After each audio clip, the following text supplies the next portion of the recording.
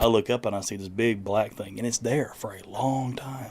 And this thing follows me into the living room. I said, God, I've had enough.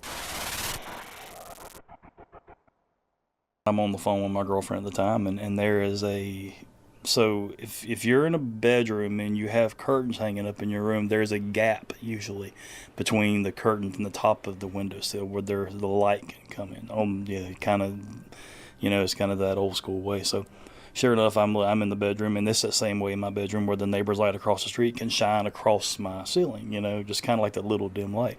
I look up and I see this big black thing, and it's there for a long time.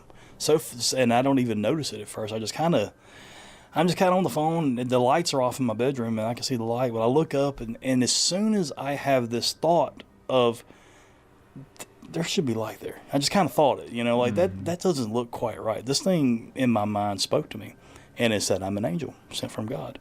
My first thought was, cool, how you doing? I didn't think anything about it. But then like a few seconds later, when I had the thought, aren't angels supposed to have light?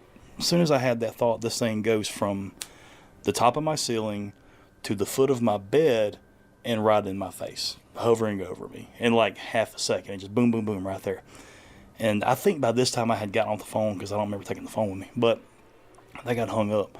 But I wound up running from my bedroom into the living room of my parents' house and sitting in my dad's chair, which is still in the exact same place. And this thing follows me into the living room, and suddenly it splits up. You've been in my parents' house, so the living room and the dining room is like one big room. It's a big. You can see all the way across the house, and it's an open air, it's an open room house. So you can see all the way across the living room and the dining room to the back door. And I see this thing split into two, and then it comes up and stands on each side of me, and then it goes away. That was the night that I said, God, I've had enough. I said, I've had enough of this. I never want to see this again. I have not seen anything since.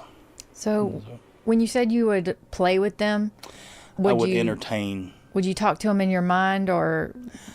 That was intimidate them or something? In my recollection, that was the first time one ever spoke to me that I can think of. They didn't.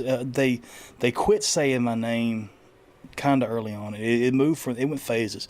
So it was a saying my name, switched over to me seeing them, switched over to them moving things in my room, seeing that stuff happen, and it led to that. It just kind of built up over those years of me tolerating it instead of speaking against it. Yeah. Instead of saying, Jesus' name, you have to leave. Okay. Instead of doing that, I just kept, seeing it and kind of allowing it to build. Yeah.